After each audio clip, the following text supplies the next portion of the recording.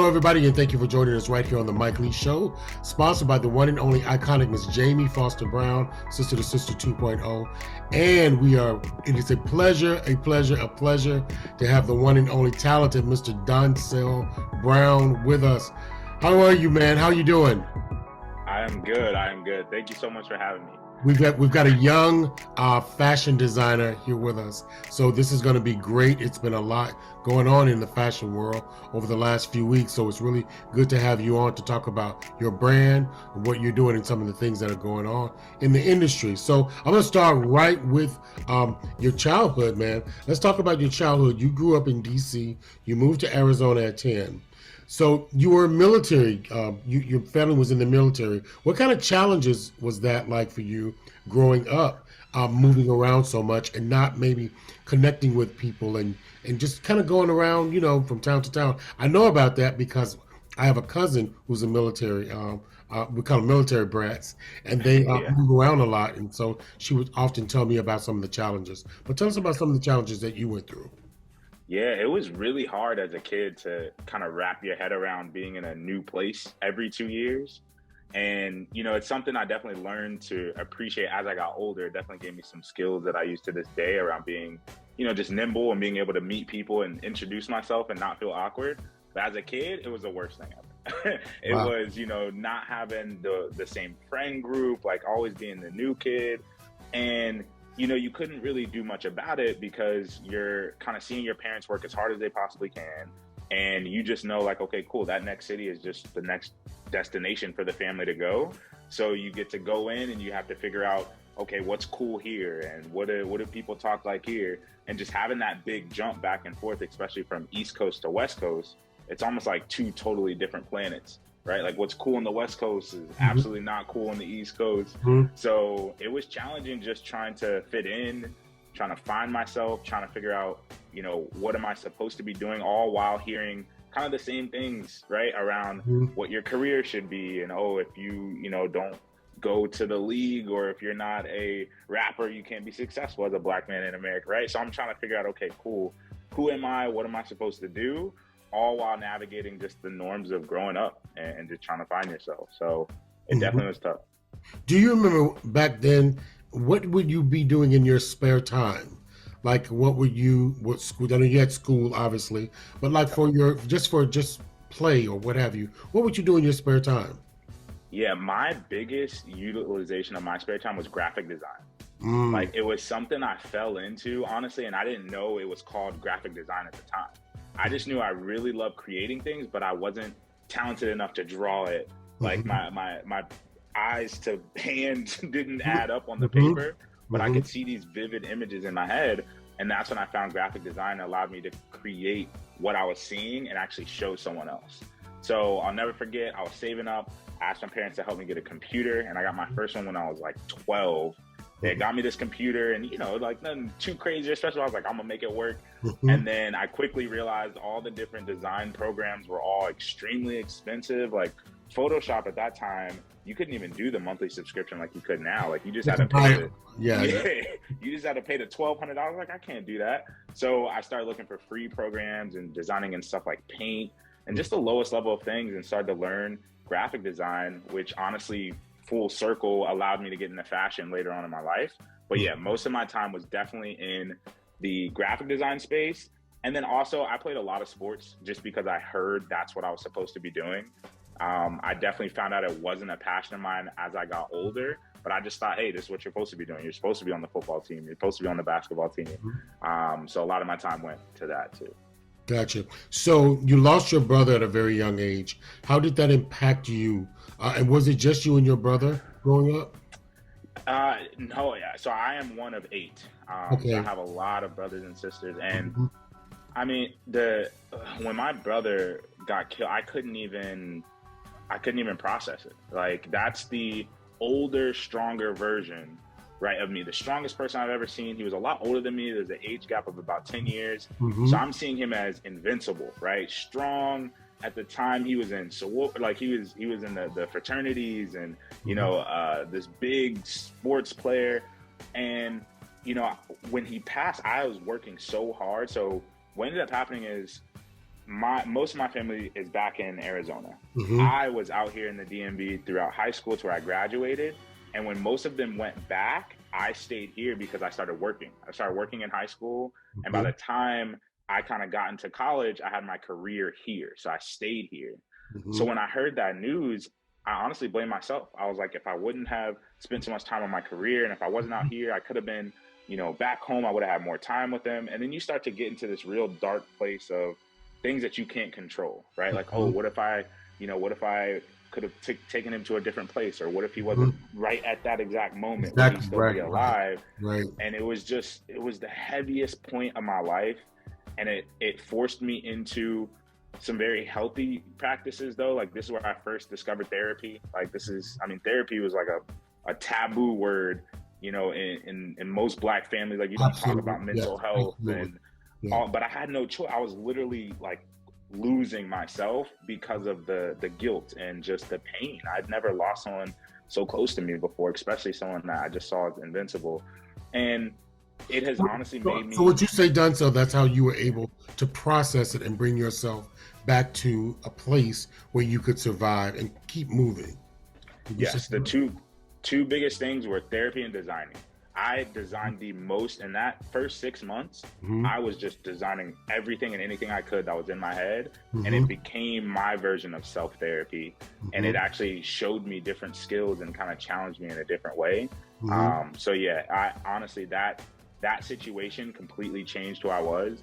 It also made very difficult tasks to most people easy for me. Mm-hmm. So a lot of people will come up to me, especially, in my career in tech, I grew really, really fast. So I was always the youngest one. And we Mm-hmm. had to do these presentations, and you're presenting to 300, 400 people. And they're like, how are you able to just get up there and just talk? Mm-hmm. And what people don't realize is I read my brother's obituary in front of like 1,500 people because of how many people supported him. Mm-hmm. That, nothing will be as difficult as that. And Absolutely. I didn't see that at the time. Right? At the time, it was just, this sucks. Like, I really don't want to do it. But Mm-hmm. now, as I go into these speeches and different things, I'm like, I've been through, like, nothing will be that hard. So it Mm-hmm. honestly has given me like a rock to stand on and kind of just push forward. You dropped out of college because your teacher thought you were plagiarizing a paper. Tell us how Yep. did that impact you, and what was your thought on the power of teachers? Because you knew you wrote this paper, Yeah. you wrote everything there, you were there, but then you have a teacher, someone who's a superior, who's a role, could be a role model, someone you respect, telling you, "Hey, you didn't do this." How did that Yeah. impact you? Here's another great story, that of resilience with you. Yeah, it just made me feel so small. Like, I had no control over my life. Like, I'm sitting here going to college, already not knowing what I'm supposed to be doing. I'm taking out all this money to take these classes because I didn't get, scholarships. I didn't have any, like, that was the only way, right? Was to fund it myself. So as I'm going through, I'll never forget when I heard, like, oh, hey, I'm failing you for this paper because plagiarized. I was like, it's not plagiarized. I took it up with, at that time, I learned the board of education is who you kind of go to next. Mm-hmm. And even they were like, hey, like, to have you fail for the whole class, like, we like to give our teachers as much empowerment as possible, but she can let you rewrite the paper, which one already I was like, I shouldn't have to do, but I knew, like, okay, if that's what I'm gonna get, like, that's fine. Mm-hmm. And they're like, she'll send you her decision. The whole summer goes by, I don't hear back until literally I get an email from her that's pretty much like, hey, I'm not letting you rewrite the paper, you're failing the class. If you want to take the class again, you can pay for it, just take the class again. Mm-hmm. And at that moment, all these things were lining up at the same time, right? So in my career, I was being presented with an opportunity to go to that next level and to, like, step into leadership. Mm-hmm. But also, I'm juggling college because that's all I've heard. You go to college, you get a good job. Like, that's the only route. And then what dawned on me, out of honestly anger, because I was just like, this is ridiculous. Like, the teacher did not care about me, didn't give me any opportunity. Like, you're supposed to be molding our lives, and you have all this power, and you kind of just treated us like we're nothing. Mm-hmm. And I'll never forget, I sit there and I'm looking up different salaries and stuff like that, right? Because I'm thinking about taking this new position. Mm-hmm. And the new position I was going into actually made more than the average college professor. Mm-hmm. And I was like, so why not take this opportunity to then go make this money versus sitting back in a class listening to someone Mm-hmm. that can't teach me what I want to do? Mm-hmm. And it was that money piece, right, for me. And it was just like, oh, Right. support better. Like, who are you to tell me that I can't do this? Exactly. And, you know, it was a blessing in disguise because out of that anger and out of that spite, I took the career path and that changed my life. Like, literally 3 months after that, I get into this leadership role and I'm interviewing people for positions that have master's degrees. And I Amazing. just dropped out of college. Like, Yeah. Yeah. just the lineup was insane. But yeah, it really, really changed my life. That's amazing.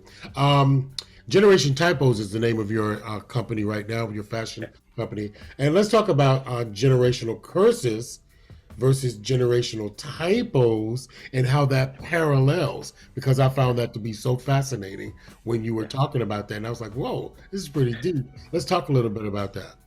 Yeah. I mean, when you think about just how many generational curses there are within whatever ethnicity or culture you're in, they're Mhm. always there, right? You hear these things around, oh, back in my day, this is what this Mhm. was, or hey, Yeah. you don't talk about how you're feeling unless it's physical, right? And these curses that kind of get passed down around not being able to express yourself and not being able to honestly talk up, right? And that was a big discovery. And as we were creating Typo, it started causing conversations with my family. And then I was having conversations with my parents that I never thought I would Mhm. about things that impacted me as a child and talking about trauma and things that I was still holding on to. Mhm. So when I was thinking about the brand and creating it, I knew I always wanted it to have meaning.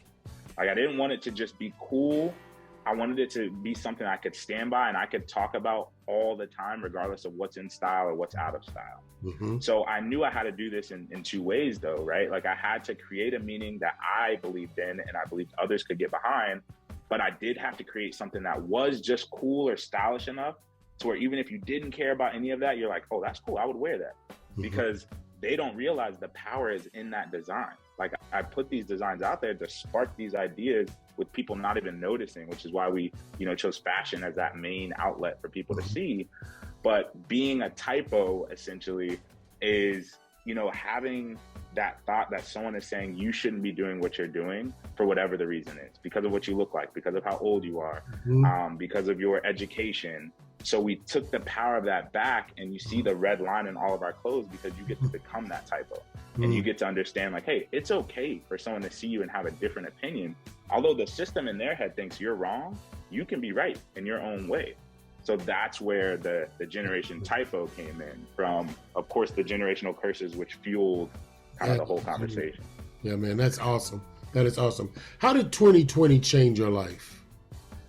2020 was, I mean, just talk about a year of just something you could have never thought would happen, Mm. right? The world to shut down, to then being stuck in quarantine, being stuck in the house saying, hey, this is where you're working now, this is where you're living. It's pretty much a suicide mission if you walk outside of the house. Yeah. It forced me honestly to put these ideas out on paper. So in one Mhm. light, Generation Typo was born because I actually had the time to not move around so much and really work through the plan and the designs. But also you couldn't really appreciate it because it was terrible, right? People were losing their lives. I'll never forget the design I did for the Don't Shoot jacket was right Mhm. at the height of George Floyd and Mhm. all of these things coming out around police brutality, which we had always seen, right? Like being a black man in America, you will always have had those experiences. But this is the first time that a lot of the world had a chance to see it on camera or see Because it of publicized, COVID. And it was because of right? COVID. Us Because being of COVID. locked down right in front of our screens. Yeah, go ahead. Yeah, Exactly. you're Yeah. right. Like you were stuck, you had to see it, right? So as I'm having this kind of the world around me is changing, I'm putting my designs out there. It's that same coping mechanism that I've always gone back to, which is my designing. Whatever something's impacting me, I create something. And that's what allows me to process my thoughts. Although 90% of people will never know kind of how it came and flow and why the red line is right here, why the T looks like this. It was for me to process that idea and process those thoughts. And I don't think that would have been as in my face had it not been for 2020. It had not been for all the things going on Mhm. with COVID. So it was a crazy, crazy year. Wow. Let's talk about your fears and your challenges in your life, how you've evolved during your fears and your challenges, because you have gone through quite a few things and you always seem to bounce back. Yeah. What are some of your fears and challenges right now? fears and challenges right now are honestly just how to get to more people, right? And how to make sure that the message is heard before it's too late. Mm-hmm. Like, I think a lot of the times I hear the conversations are happening after the fact, and it's like, dang, if we would have just listened, or if we would have had that conversation, Mm-hmm. this person could still be alive, right? And you're talking about a soul. You're not talking about just a number. Like, this is an actual person, and those conversations, or feeling like you don't have anyone you can go to talk to someone, can cause someone to decide, hey, I don't want to be here anymore. I don't Mm-hmm. want to live this version of my life anymore. And if we could have just had a conversation, that they Mm-hmm. could still be here, a whole additional person. So Mm-hmm. that scares me sometimes when I think about, am I going hard enough? Am I, reaching as many people as I can? Am I being as creative as I can to include as many people as possible? And, of course, there's that personal fear for me too, right? Of making it looking the way that I look, and by the age, right? I turned 25 last year, and it was that moment for me where I was like, wow, I'm alive. And I know that probably sounds crazy to a lot of people, but I always heard you're lucky to see 25 if Mm-hmm. you're a black Black man man. in America, Yeah. right? And I was like, so now that set the date for me around success. I was like, I want to be not only alive by 25 but successful. Mm-hmm. And I think it happened in a career standpoint. Mm-hmm. And I think now I have obviously bigger goals, like monetarily, and just things to be able to impact more people. But that's what drove me to be like, no, I'm going to do all of this by 25, and I'm going to do it in a different way than what they told me. I'm not a rapper. I'm not an athlete. That just didn't come to me, right? And I'm going to make it in my own way. So I think that fear is still there, right? Of, are you going hard enough? Have you made it? Right? You see all these lists come out around, like Forbes 30 under 30, and it's like, okay, well, what do I have to do to get on that list? And like, does that even matter right now? Right. So, it's just trying to figure out who I am still, while trying to impact other lives of all generations, Mm-hmm. and take on that fear of everyone else, because there's a lot of fear behind these conversations, which is why they're not had, right? Like, a parent doesn't want to hear that they failed their child by not having a conversation 10 years ago, Mm-hmm. right? But it is important to the child for them to be able to express their feelings. Right. So how do you create a safe space where both sides are willing to talk and be open is a hard task, but it's one that I've signed up for, and I'll continue to go hard for. Excellent. Would you say fashion found you? Absolutely. I You think were looking for it, it found you. it definitely found me. Mm-hmm. The way all of the cards aligned, I had always been into how I dressed, right? And I loved Mm-hmm. colors because I was a designer already. So the way colors fit together, I always would like, for the laces in my shoes to match my shirt, like real low level things. Uh-huh. But when I really jumped into designing fashion, I was coming into a place where I'm a typo now, right? Like, I'm a fashion designer that didn't go to design school. That already will have a lot of people not show respect in the design, because they're like, you didn't go to fashion school. You're not, you didn't take the proper steps. Mm-hmm. But when you look at the designs, you wouldn't be able to tell me who they were designed by. Like, you like them or you don't like them. So as I'm going through and I'm thinking, okay, what is fashion, and how has fashion evolved? I'm learning so much from the creation process. And luckily, because of the passion I had in graphic design, although I couldn't tell you the name of the seam and the cut and the style when I first started, Mm-hmm. I could show you exactly what I wanted. I could create a digital mock-up that looked exactly like, hey, can you make this? Can you make And they're like, yeah, absolutely. And now the seamstress and the manufacturers are teaching me what it's called. So I'm learning backwards, Mm-hmm. because I presented the complete idea already by Mm-hmm. just what was in my head. Right. Yeah. Yeah. I love this thing that we're going to take a break in just a moment, but I'm so in love with this thing, typo. In some way, and I'm thinking about this, we're all unique and different here on this planet. Aren't we all typos in some type of way? Exactly. We all are. We're none of us are perfect.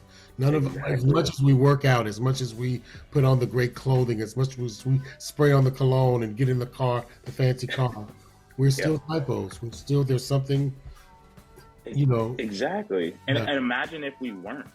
If we weren't, and everyone was no one would be different. No one would be Yeah. would be cool Yeah. at the time. It'd be stale, which Yeah. is terrible. So it's something to be proud about. Like, yeah, you're a typo. You're unique. No one lived the life you live, and no Mhm. one put in the work that you put in the exact way. So you should be proud of that. Yeah, but I love how it relates also to your brand because we're all unique. And what it is about your brand is that when you put that brand on, it makes you unique and you feel good within your uniqueness. You know, Exactly. and I love that, man. Exactly. We're going to take a little bit of a break, and we're going to come right back with more of Doncel Brown. We'll be right back.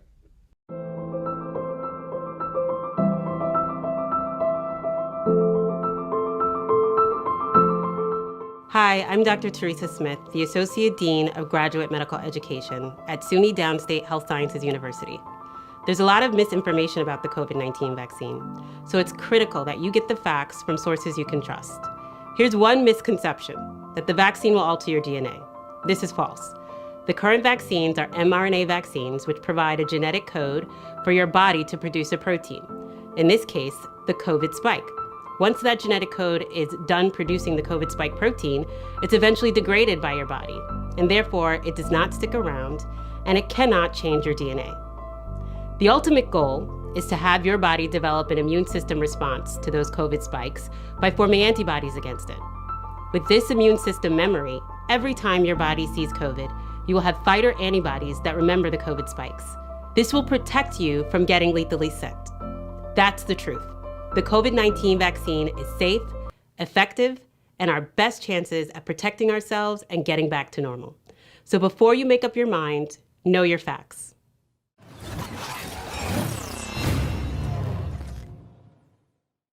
Hello, everybody. We're back from a break, and we've got the one and only Mr. Doncel Brown here. Doncel, my next question for you, sir, is when you hear the word color harmony, which I thought I've never heard it that way before. I love it. Color harmony. Explain to everybody what that means because we do it, but I don't think sometimes we know what we're doing when we're doing it. Yes. And so let's talk a little bit about color harmony. Yeah, color harmony is one of the most like fascinating things that I Mm-hmm. come across through design, but it actually is in everyday life, Mm-hmm. right? So it's the way that colors work together in different shades and different highlights. And you automatically do this by when you see something that's appealing, you're like, oh, wow, like this looks nice. But Mm-hmm. when you look further into it, you're like, why does this look nice? And you start to realize certain hues are supposed to trigger certain emotions. And there's a reason certain advertisements are a certain way and certain color they are. Mm-hmm. So once you go deep enough, you can actually use this to create something out of anything that you see. There's a great example. I was driving, I'll never forget. I was driving and I was with my girlfriend in the car and my sister. Mm-hmm. And there's this sunrise that's happening. It's real early. And I was Mm-hmm. like, hey, what do y'all see? Like, what do you see on this sunrise? They're like, oh, it's a sunrise or driving on the street. And I was like, but if you take a quick look, the way the blue and the red in the sky, along with the green of the signs on the highway, Mm-hmm. you can create something out of this. And then I designed a shirt for them pretty much by talking them through, hey, you could have a dark blue shirt, you could have the tagline in a red gradient that goes around the collar, and then you have a green threading that goes throughout. And what happens is when someone sees it, they like it because they've seen it before, and it's driving down the highway at 5 a.m. and it's like, this is familiar, right? So you're able to pull memories back from people Mm-hmm. with color harmony. And then there's also color therapy, which is, a whole nother thing as well, but it all works together in what you see. Oh, that's beautiful, man. Why did you choose entrepreneurship over college education? I feel like it chose me. Like it was that decision of, okay, am I gonna do what I feel like I should do, or just follow the track of what I've been told my whole life, which is college, and then job, Mm-hmm. right? And I think, don't get me wrong, college definitely has its place for certain professions, right? Like if you want to be a doctor, there's not much out of being a doctor, right? Like you do need to go through those practices in med school, and like there's certain things that you have to get. But for me, going to general studies and tech, I was like, what am I actually looking to get out of this? And what it was learning and creating, which then led to business. Mm-hmm. And then I found out, oh, by the way, did you know you can make your own business? That was the biggest mind blown for me. I don't know what I thought. I thought like it had to be established by someone else, but you can go out there. And I learned the power of LLCs. And that's when I started learning the power of just financial literacy. When you think about the tax implications and the different ways that, the biggest players in the game are utilizing their money to work for them. So I kind of, once I got in, I was so interested by everything. I was like, I need to learn all about entrepreneurship, and I can create a system where I know it would be fair. I can create a system where you're not going to be judged based off your age or your race. And we're actually going to empower diversity, because there is things that you gain based on the life that you live. I will never have the opinions or the thought process of a middle-aged white woman, right? But I can bring someone on the team in that space, and that is a whole different demographic that she represents, right? Same thing for myself. She wouldn't be able to get that from what I have, or, you know, even just the idea of your own personal experiences you went through from as a child to now. You learned something in that, and I don't have to live through that same thing. I can bring you with me, and you can tell your story too. Exactly. Yeah. Wow. Have you ever regretted any of that at some point in your life, thinking, "Oh, did I make the right decision?" Did you have any regrets? I think I had doubts. I think it was doubts. I stopped myself before they could get to regrets, because I learned real early through that situation with my brother that life is way too short to have any regrets. Yeah. And you would have never learned what you learned if you didn't go through it.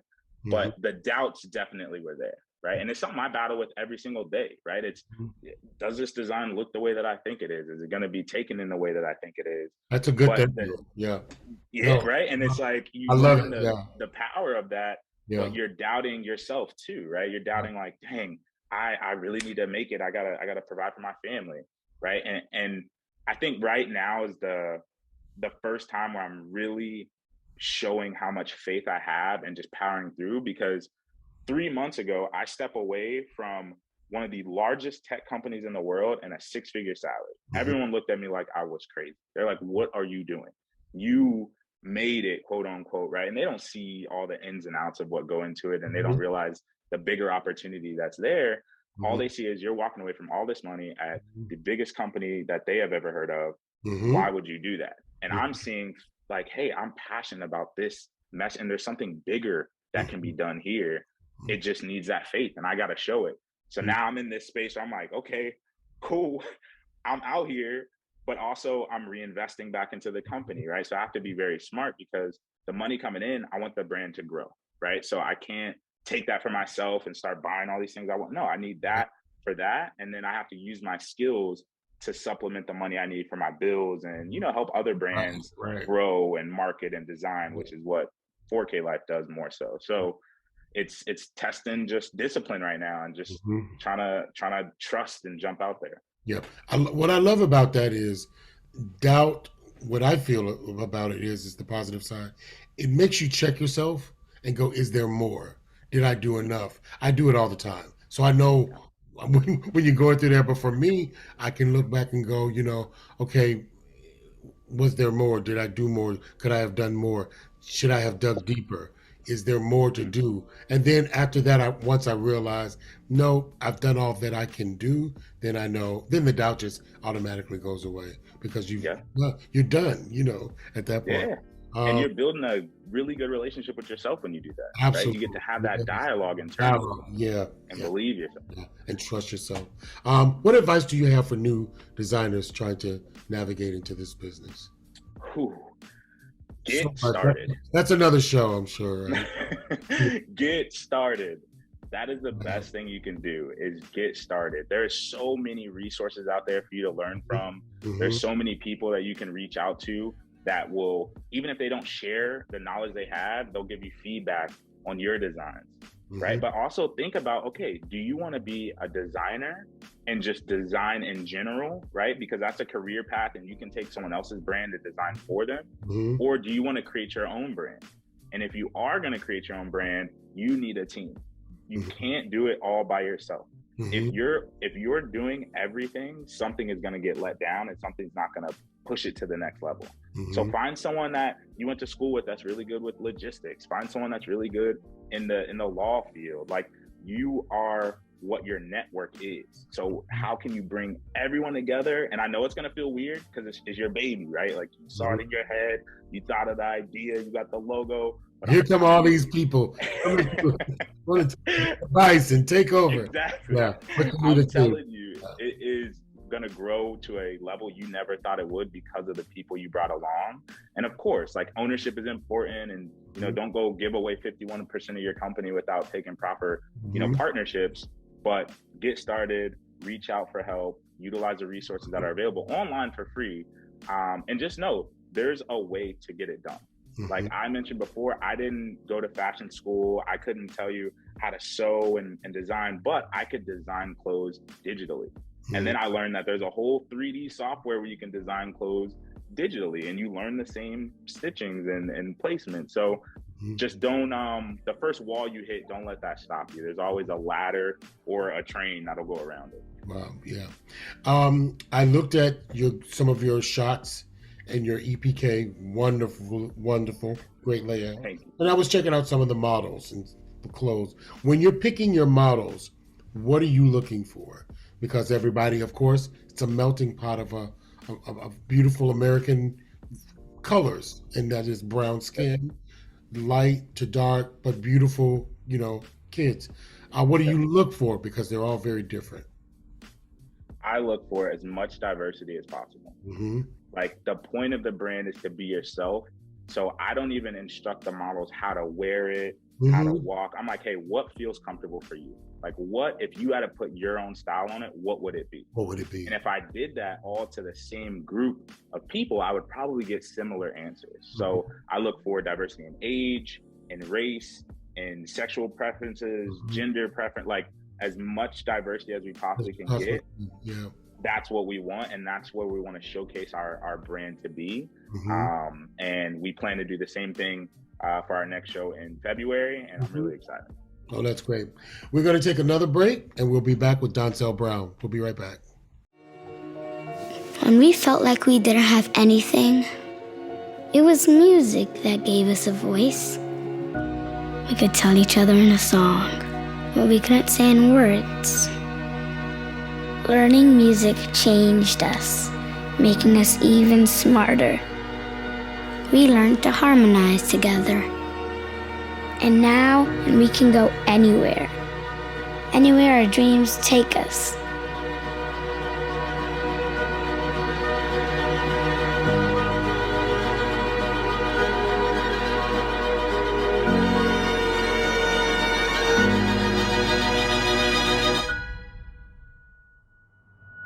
Hello, everybody. We're back. It's the Mike Lee Show right here on Sister to Sister 2.0, and I've got the one and only Mr. Doncel Brown with us. Doncel, so I was glad. One of the reasons why I was truly glad to talk to you, we've lost an icon, Andre Leon Talley, who has represented someone who looks like you and me in the fashion industry for decades, who was one of the first blacks at Vogue, Paris. There were times when he was the only black person in the room and knew more about fashion than anyone. When it came to this sort of world that is fashion, he was the epitome of fashion. He was fashion, and he still is. We lost Andre Talley this week, and how did he have any impact on you? Did you know who he was? He died at 73. You're still very young, and you've done so much in your career. That could get lost in the sauce sometimes because of the age difference. But were you aware of the impact he had on the industry? Absolutely. Like the reach that Andre, rest in peace, Andre Leon Talley, had and showed just for young designers in general around what's possible, right? And you think about Vogue now, right? And Vogue is a company that can make a brand, but you don't think about how Vogue was built up, and Andre was there. He was there for all of that, right? And not only talk about, being in Paris, but having so much influence in Paris, pretty much almost like the only black man in Paris. Yes. Right. And that also showed me that I was thinking way too small. Like, my world is too small if I'm thinking America is it. Right. Like, I've never been outside of the US. I plan on going now. Like, I got my passport. I'm learning French. Like, I really want to be able to get out of kind of what I'm used to and really see what is out there in the world. He spoke it fluent. It just rolled off his tongue. Literally. I'm like, this guy's the importance of knowledge, right? Like he was the one that said, they asked him, or do you ever get insecure? Or, like how do you handle so many people saying mean things about you? Yeah. And he's like, yeah, of course it impacts me. And of course I think about those things, but when I leave the house, I put my armor on. Right. And I was like, I resonate with that so much. And then it really clicked for me when he was like, my armor is knowledge. And that is what changed the scales, because the vocabulary he would use these big words and interviews and things. I was like, let me Google that. Like, I need to get my level up. Like, I need to know what that is. But that armor being knowledge is so true, right? And that was something that I learned as I was moving and as I was career, because the two things for me, when I'm going up or competing, friendly with somebody to get to that next level, was I'm either going to be smarter than you, or if you're smarter than me, I'm going to be faster than you. Like, and like, it's one of those two ways, and that's how I'm going to get out of there as quick as possible. Yeah. So seeing and hearing just about that story and just the influence he had and just how many people just talk greatly, it's one of those, dang, I wish and I know it can sound a little crazy, but it's like, I wish I worked harder to where I could have met him, right? And I lost two of my biggest like influences when I look at Andre Leon Talley and then Virgil Abloh. It's like, those are people I really wanted to meet and didn't get a chance to, but are going to continue to learn from, their legacy and just try to, push the culture forward. So funny that you say that. I've been aware of Andre Talley. I'd seen him. I never met him. And the moment he died, I took a moment to kind of, you digest that, because there are so many people passing away on this planet right now. And then I had to double back and I said, wait a minute. Now I need to know who he really was. So I've been watching documentaries. I've been watching film pieces, going to YouTube, and just watching his force of nature. And to be in a world like that, where fashion is about, how thin you are, what you're wearing, who designs it. He must have been one of the smartest people in the room, because everyone listened to him. Everyone was going off of what he said. And I remember one of the girls walked in the room and he was at the desk and he goes, now that's a look.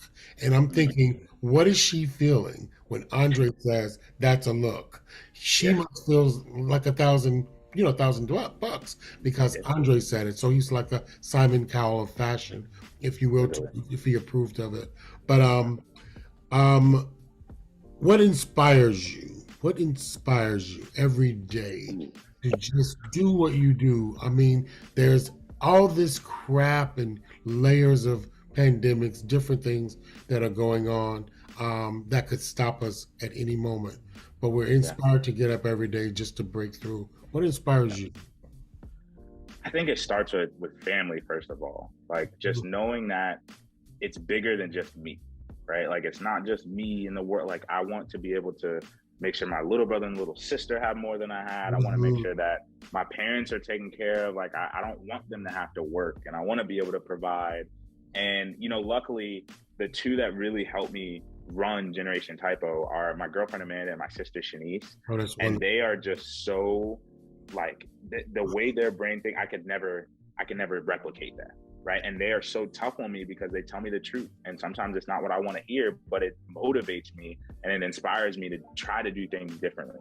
Even this, like, when we first coming up with the brand, I was always a behind the scenes, behind the camera, type of guy. And they're like, you know what? No, if you want this message to really hit, you need to get out of your head and do what you're asking other people to do. And you need to be talking about it and you need to get in front. And I was always like, dang, I don't know if I want to do that, but I was like, I have to listen to those around me. And that inspired me to get to this point of where we are. And they continue to inspire me. So I think it's family first and those closest to you, but then also what this could do and how quickly someone's life can change by hearing the right thing, having the right resources, seeing a design that sparks their creativity. Like, if one day there was a designer or someone that came up to me and was like, hey, I got started because I saw what you did, it's like a how moment for me. Like, I would have never even thought that had been a possibility. And same thing with someone coming up and saying, hey, I had a conversation with my parents I never thought I would have because I was empowered by the brand. Right. And that allowed me to have a conversation before it was too late. Right. We never know how much time we have on this earth. And sometimes we get stuck in that mindset and we just say, oh, I'll get to it eventually, or I'm never going to say anything. And then when you can't do it, that's when it really hurts, because there's no going back from that. So it inspires me to just keep going forward and just try to bring as many people along with us as we can. Mm-hmm. Very good. Everybody is Doncel Brown. Please go follow him. Look at his brand. Look at his product. It's exquisite. It has been a pleasure to talk to you, sir. We hope to see you again. I can't wait to another 6 months or whatever to see what you're doing. Also, you're going to be doing a fashion show in February. Is that right? Did I hear that? Yes, we'll be at DC Fashion Week again end of February. Okay, great. All right, man. Thank you for stopping by and talking to us today. Everybody, thank you for joining us. Make sure you subscribe. Make sure you go to all of our platforms, our website, our everything. We're all over the place. www.plushworktv.com, Sister to Sister 2.0, and all of our apps, the Plushwork TV app. Thank you all. Have a good night. Thank you.